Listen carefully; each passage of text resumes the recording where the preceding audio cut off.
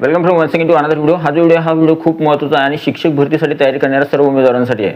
Actually हे channel नवीन आहे, त्याच्यामुळे जर चॅनलवर तुम्ही नवीन असाल, तुम्ही चॅनल सबस्क्राईब केलं नसेल अजून तर चॅनलला सबस्क्राईब नक्की करा.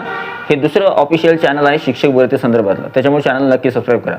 आणि हा जो व्हिडिओ आवडला तर व्हिडिओला लाईक करा आणि सगळ्यात महत्त्वाची म्हणजे या व्हिडिओला जास्तीत जास्त शेअर करा विसरू नका. तर चला सुरू करूया आजचा व्हिडिओ.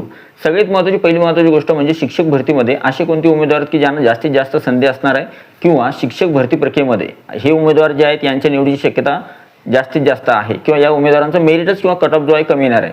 तर अशा उमेदवारांसंदर्भात आपण या व्हिडिओमध्ये माहिती बघणार आहोत. ठीक आहे. आता काही उमेदवार आहेत की ज्यांना खूप कमी स्कोअर लागणार आहे, त्यांच्यापासून सुरुवात करूया. सगळ्यात पहिले जे उमेदवार आहेत ते आहेत आरक्षणावाले. आता जर समजा उदाहरणार्थ तुम्ही समांतर आरक्षण घेतलेलं असेल किंवा हॉरिझॉन्टल रिझर्वेशन तुमचं असेल तर त्यावेळेस तुम्हाला कास्टचं रिझर्वेशन वेगळं असतं आणि हॉरिझॉन्टल रिझर्वेशन म्हणजे आडवं आरक्षण जे आहे समांतर आरक्षण. जर तुम्ही समांतर आरक्षण घेतलेलं आहे तर त्यावेळेस मात्र तुमचा मेरिट किंवा कट ऑफ किंवा तुम्हाला निवडीसाठी खूप कमी स्कोअरवर तुमचं सिलेक्शन होऊ शकतं. आता त्याच्यामध्ये सांगतो, माजी सैनिक, खेळाडू, अपंग आणि अंशकालीन हे जे उमेदवार आहेत यांना कमी जरी स्कोअर असला, 2 डिजिटमध्ये यांचा स्कोअर असला तरीसुद्धा यांची निवड होण्याची शक्यता आहे. म्हणजे उदाहरणार्थ 80, 85, 95, 100च्या आसपास जर तुमचा स्कोअर असेल तर त्यावेळेस तुमची निवड होईल.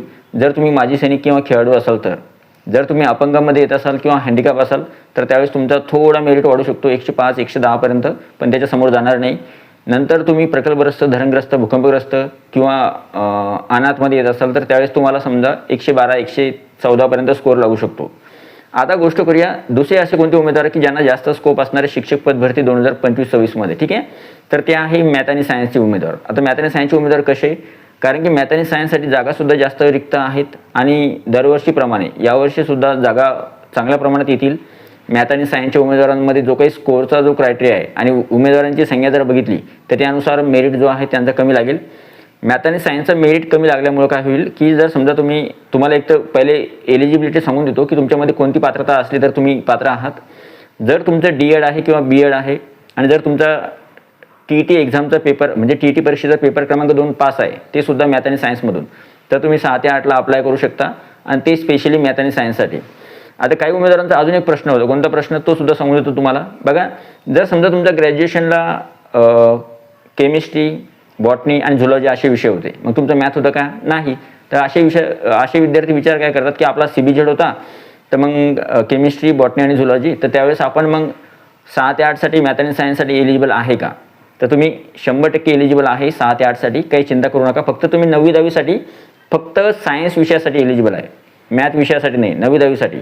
पण 6 ते 8साठी तुम्ही तुमचा ग्रुप कोणताही असला, फक्त तुमचं सायन्स स्ट्रीम जरी असेल तरीसुद्धा तुम्ही CBZ असेल किंवा मायक्रोबायोलॉजी, झुलॉजी आणि बॉटनी जरी असेल तरीसुद्धा तुम्ही तिथे मॅथ आणि सायन्सच्या जागेसाठी ॲप्लिकेबल असता. आणि मॅथ आणि सायन्सचा कट ऑफ किती सांगत होतो बघा.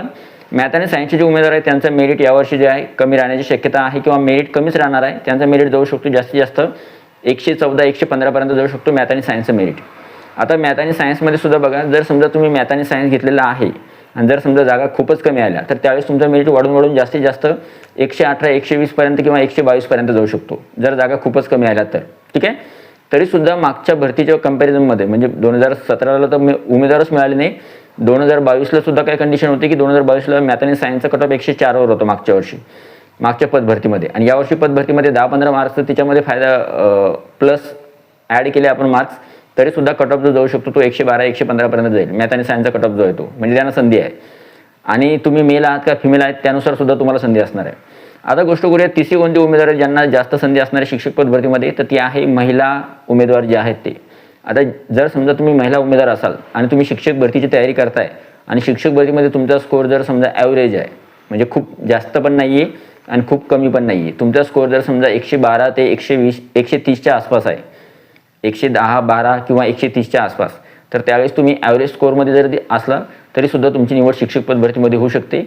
आता तिथे तुम्हाला एक गोष्ट बघावं लागेल फक्त की तुम्ही तुमच्या कोणत्या कास्टमध्ये येता, तुमचं मीडियम कोणतं आहे, तुमचे TET पेपर 1, पेपर 2 पास आहे का, तुमचं DED आहे का, BEd आहे, नंतर तुम्ही कोणत्या वर्गाला अगोदर पसंतीक्रम देणार आहात, कोणत्या जिल्ह्यांची निवड करणार आहात, किती व्हॅकन्सीज तुमच्या कास्टसाठी येतात, तुमच्यासाठी जागा किती येणार आहे, कोणकोणत्या ठिकाणी जागा जास्त प्रमाणात आहेत का, तर यानुसार तुमचा मेरिट जो आहे ठरणार आहे.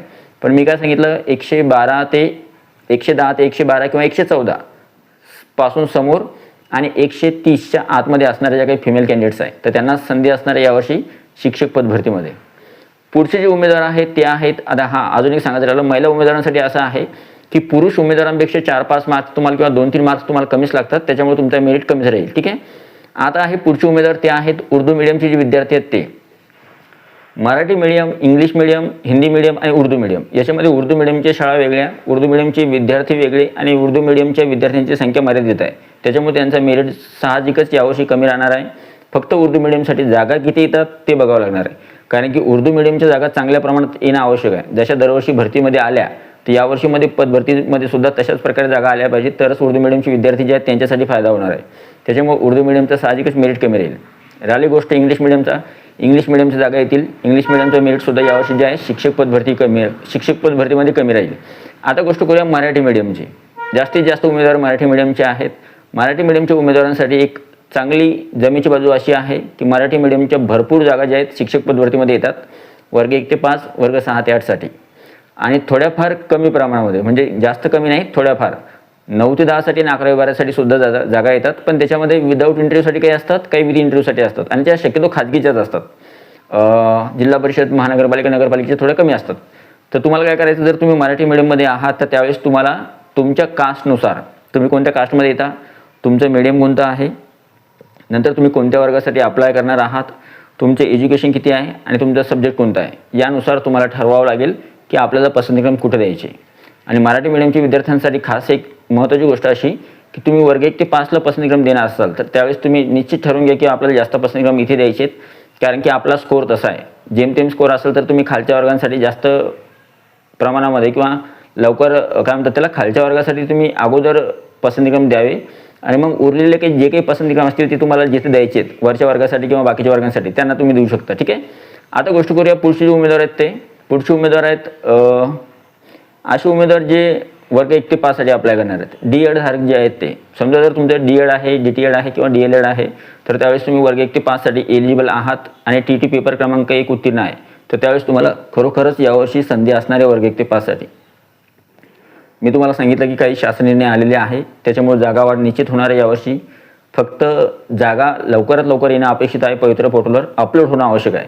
जर त्या अपलोड झाल्या तर जास्त जाहिराती पवित्र पोर्टलवर येतील आणि जास्त जाहिराती अपलोड झाल्या तर ऑब्वियस 100% ही गोष्ट खरी आहे की कोणत्या जागा जास्त असतात तर 1 ते 5च्या जागा जास्त असतात, कारण की मराठी मीडियमच्या, हिंदी मीडियमच्या, उर्दू मीडियमच्या किंवा इतर मीडियमच्या सुद्धा जागा वर्ग 1 ते 5च्या जास्त असतात. वर्ग 1 ते 5च्या जागेमध्ये झडपी, मनपा, नपा, खाजगी शैक्षणिक संस्था, त्याच्यानंतर आदिवासी विभाग, समाजकल्याण विभाग, आश्रमशाळा, निवासी शाळा या सगळ्यांचा समावेश होतो.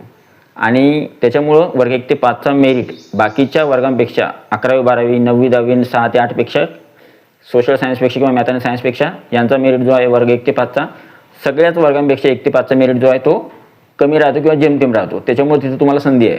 तर अशा पद्धतीने हा व्हिडिओ होता आणि ही पूर्ण इन्फॉर्मेशन होती. आय होप हा व्हिडिओ तुम्हाला आवडला असेल. व्हिडिओ आवडला तर व्हिडिओला लाईक करा. आणि बाकी काही इतर उमेदवार आहेत त्यांना सुद्धा संधी आहे, पण मात्र त्यांच्या मार्क्सनुसार. जर तुमचे मार्क्स चांगले आहेत तर त्यावेळेस तुम्हाला शिक्षक पद भरतीमध्ये जे आहे संधी नक्की मिळणार आहे. तर आय होप हा व्हिडिओ आहे तुम्हाला कसा वाटला. व्हिडिओ आवडला तर व्हिडिओला लाईक करा. तुम्ही चॅनलवर नवीन असाल तर चॅनलला सबस्क्राईब करा.